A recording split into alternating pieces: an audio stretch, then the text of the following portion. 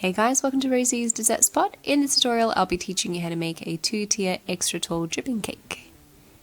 So I've got my cake board here and it's a 10-inch going with my 8-inch cake on top and stuck it to the board with just a little bit of buttercream. Then add some buttercream into the center and with a spatula push it out to the sides and flatten it out. Add on your second cake and then just clean up the outside, pushing that buttercream up against the edge. And then I'll add my crumb coat on top. Now because this is going to be a buttercream finished cake, I'd like to do a crumb coat on this one. And that just catches all of your crumbs to make sure that you don't get any crumbs in your final layer of frosting. And clean up the edges as well up top. And pop that into the freezer for about 10 minutes just to let that set up. I've got a 6-inch cake board and I've stuck it onto I think it was a 10-inch there as well, just to make sure that I can buttercream my cake on the outside. A lot easier. So follow the exact same steps. You've got that buttercream in the center, spreading it out to the sides and flattening it out so that your cake is nice and level as well. Put on your second cake.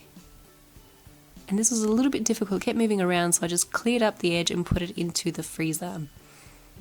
Then to make black buttercream, I've got a buttercream recipe. I'll leave that link in the description box below, or you can press on your screen now. And I've added black Americolor gel food color, so it took about 3/4 of a bottle to get it to this level of darkness. Speeding that on high.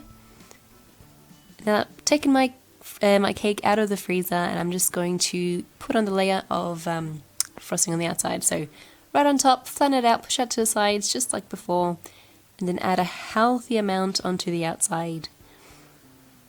Put some at the bottom to make sure that's all sealed off.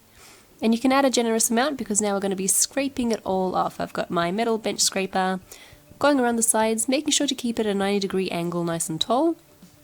And if there's any holes, any spots that are a bit empty, add in your buttercream and just go over it again. To get a nice smooth finish, I go around the cake slowly. And if you want to add in an extra step, you can put it in boiling water and then go around slowly as well. Take off that extra lip, just bring it to the center, and then start on your other cake. I was naughty here, I didn't add a crumb coat, but it was okay, it turned out just fine in the end.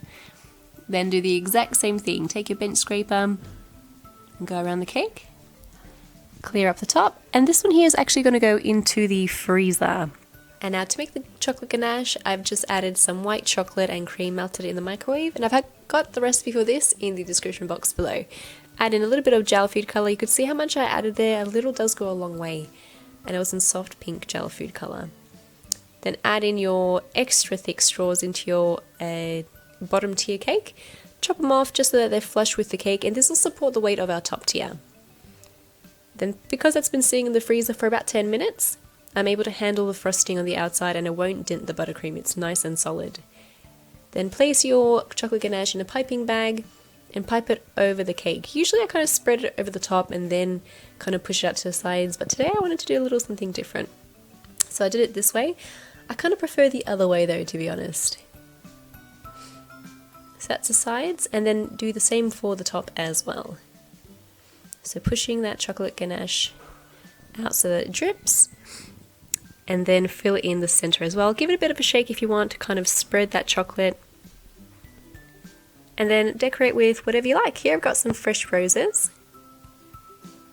Just decorating that on top, adding 2 or 3 and then 2 on the sides as well. And I like these particular roses because they came with those green kind of stems, green leaves. Add on your meringues, just anywhere, that looks good, a couple of different sizes. And here I've gone in with a little bit of gold leaf and just touching it to the cake. It's very finicky, but I find it applies really well when you apply it with your finger. Also added some to the meringues as well, just touch it onto the meringue, generally it sticks. And then pop on your cake topper if you have one, and you're done. That's how you make a super tall drip cake. These particular cakes are really coming into fashion lately if you've noticed. In magazines, in like Pinterest, Instagram, I'm really seeing these super tall drip cakes and they just look amazing.